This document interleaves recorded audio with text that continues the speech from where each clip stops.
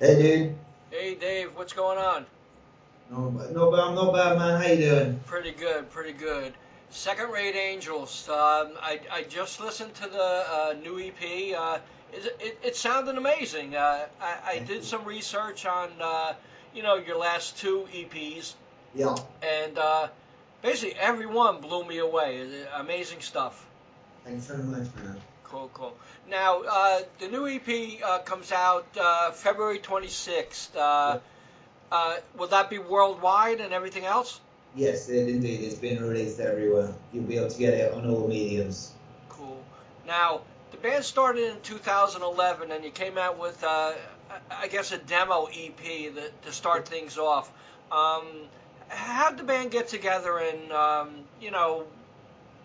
and follow that with another EP called The Lost Days? Um, how did everything work out in the beginning? Is it really hard to make an impact as a new band? Um, I guess it depends how ready you are. I mean, we'd all been playing in different bands for years. I'd been out of band for applied for an ad and joined this band called Arcane. Subsequently, their bass player left, and we kind of wrote a whole new load of new songs and became Second Rate Angels. And I think because we'd been playing for so long, we gelled very quickly together. So I think we were quite lucky in that aspect, really. But it is so hard for any band to get noticed to begin with. Right. Now you kept on coming out with EPs and stuff like that. Was that your intention, or you really want to do a full length? I think EPs for us are quite convenient because money constraints Right. is one reason an EP is very convenient, but also we're not the quickest in writing songs. A Uh-huh. lot of the songs we wrote in the past we don't play anymore. We like to keep our sound fresh, so we don't have enough songs that we really want to record at any one time because we probably recorded them, the ones we're playing in form already, so we don't want to re-record until we have at least 10 really good new songs. I think Right. it's for us. Right. So next time I think an album. hmm I actually wish bands would actually put out EPs like once a year, once every other year, instead of waiting like 5 years to put out a full length. I totally agree. Some of my favorite bands do that. A punk band called Ignite do that every 7 years or so. They bring out an album. Right. Every time the album is perfect, but you are just like 7 years, guys. It's a long, long time. So I think EPs are great. I think we will always be dropping the occasional song, if not an EP, every year, just because it's tiring waiting for a band. Sometimes you Right. want to hear what they're up to. Right. Yeah. Did you ever think about putting the EP out on vinyl? I guess that's no, to be honest. We don't have many people I think that would want to buy it on vinyl, and it would cost us. I don't think it would be very cost effective for us. Right. I mean, it would be cool. It'd be really cool to see it on a vinyl, but I don't think it's really for us going to be the best thing money wise. Right. Now, tell me about touring and stuff like that. Do you mainly just tour in the UK, or you have plans to come to the United States, or what's that like? Well, at the moment we've only done the UK. We really want to get into Europe because that's where metal is really quite big, and you can do really good tours. You get a much better crowd attendance, and you're generally treated better in Europe. Right. America would be a dream. I guess all our favorite bands come from America, so it'll be a dream, but it's a long way and it's expensive way. So we've got to do the baby steps first. Let's get through Europe before we get to America. Right. And what are some of your favorite bands? For me, it's all punk bands really. I mean, I really like Bad Religion and No Effects, but I like stuff like Wilhelm Scream and Strung Out, really technical, almost metal punk. Right. Metal-wise, though, I guess I really like stuff like Skid Row. I'm really into that Skid Row. To be honest, I'm massively into them. Right. The original Skid Row or the Skid Row of now? Um, I still listen. I've been to see the Skid Row now. I mean, the old Skid Row is obviously what everyone, I suppose, really wants to see. But I still keep up with Skid Row because I really enjoy them. To be honest, I really enjoy their riffs, and I just like to keep up to them. I was so into them as a kid that they've always stayed with me. Right. Now the talk is that since Guns N' Roses are doing this kind of reunion thing, they're looking maybe possibly having Skid Row open with Bach actually back in the band. What would your perception of that be? I don't know how it'll be good for the. I think it's all about how Skid Row feel about it. I mean, it's great for the fans, but it's more about how the band feel. Right. If they don't want to do it, I don't think it should happen because I don't think a band plays well when they're not happy. Right. And it's all about seeing a band happy. Right. Now, when you do a tour in the United Kingdom and stuff like that, is it week tours, months tours, or is it a full year, or how's that work over there? For us, it's only week tours because it's quite expensive. Right. Yeah, it's obviously not quite the distance you travel in America, so it's a lot easier to get it done in a week. We like doing little 4-day tours because obviously Monday and Tuesdays aren't the best, so we like to do maybe 3 days, Thursday, Friday, Saturday, Sundays. That's 4 days. That's kind of what we really like to do. Right. When you were younger, did you always want to play bass, or would you want to play something else, or it just happened? Bass definitely just happened. I think when I was 14, I was faced with the choice of drums, bass, or guitar. And I chose guitar simply because I could write songs. And so I took up guitar, but I eventually switched to bass. And for me, it's an instrument I feel a lot happier with. I really enjoy the bass, and I think I've always wanted to be a bass player. Right. Now, when you decide in getting a new instrument, what do you look for in a new bass if you go in and you want to have a new bass instrument? How's that work?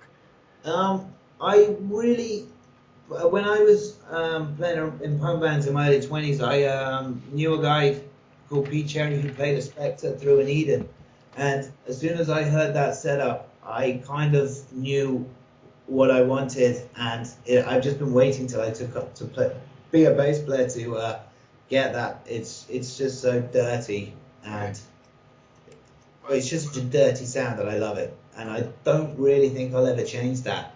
It's all about Specs as an Eden for me. Right. Do you have any particular favorite bass player? I think, I've got a lot.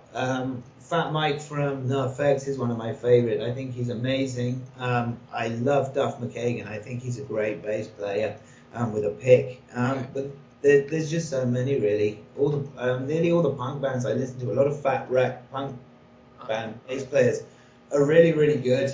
I think I like a lot of bass players in punk bands, really. Nearly them all. Right. Now, do you play with a pick or fingers? I play with a pick, man. It's too fast with fingers. I can't do 16 triplets. I'd be tripping up all over the place. I'd be still on the first song if it was down to my fingers. So I stick with a pick. Right.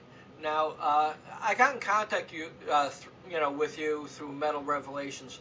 Can you tell me what do they do for you?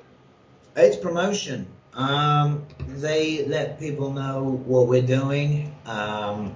And get it out there, which is the most important thing. It's there's no point releasing an EP if no one knows you're about to release one, right, or nobody knows about it. So it's getting it reviewed, getting it in magazines, obviously getting in contact with people like yourself so our name gets out there. She's really good at getting people knowing the name of Second Rate Angels and hearing our stuff. Cool, and it's a great EP too. What recommendation would you give a new band trying to break into the music industry? Your recommendation on, how to work everything and stuff like that. I think the first thing is work on your material. You can be the tightest band in the world. If your songs aren't really doing anything, you're not going to get too far. So I think you need to work on playing together and your songs. I think that's the first thing. Don't try and write too many. A short set is always better than a weak set. So concentrate on getting 5 really good songs that you can play perfectly. I think that's the first step. before you ever try and get any gigs. And then from then, just gig it and gig it and gig it. You will only get better by gigging. Cool. Now, listening to your EP and stuff like that, they all have great hooks and stuff like that. Does it take you a while to, crank out a tune? I think so. We write them together. We'll start from one riff, and then we will write them, and we'll review it. It may take a few tries before we get the ending we're happy with, or even the chorus we're happy with. So we do take our time. But I think that's also time constraints with jamming as well. If we were able to jam constantly like a full-time professional band, we'd obviously write songs a lot quicker. Right. Let's go down some of the songs and give me a little bit of perception about each song. Start with Godspeed. Godspeed is, I think that one's more of a song that comes from me. The intro and the verse is from what I wrote, so I think it's slower and more melodic than some of our other stuff because of that. And I think it's quite typical, though, the way it carries on with the double solo. That's something that I'm massively into, double guitar solos, and it's something that Jeremy and Chris are really good at. So I would say it's quite a typical song, Godspeed, and it's quite a typical lyrical song from me. I'm quite a negative person, and I try and see the world in quite a bleak view when I'm writing lyrics, and I think Godspeed sums us up quite nicely. Cool. Now, 2 and 24, I guess that's the video off the new EP and stuff like that. Tell me a little bit about that track. I think that's, for us, I think that's our more rock and roll fun song. It was a lot longer in writing, and it's had many incarnations. I think I wrote 4 or 5 different choruses for this, several verses, so it really has changed over time.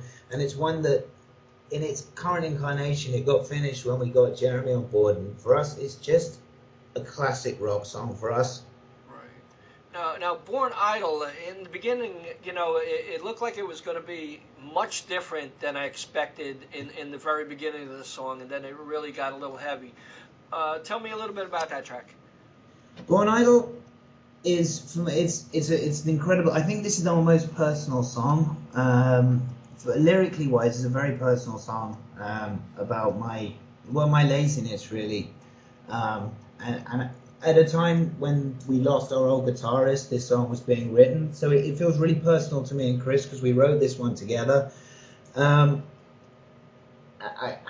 beginning was just something they did in the studio. They wanted to have a really nice intro to join it up to 2 and 24, so that was never really in its conception until we recorded it. But for me, this is a really personal song, right.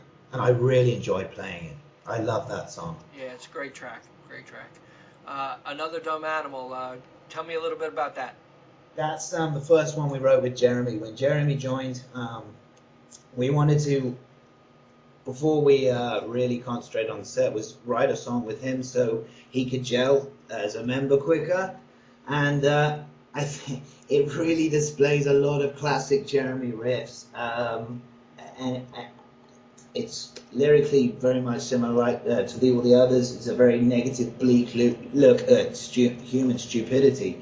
And I think this one really shows what we became with Jeremy. It really is a progression, I think, in our writing, style-wise. Cool.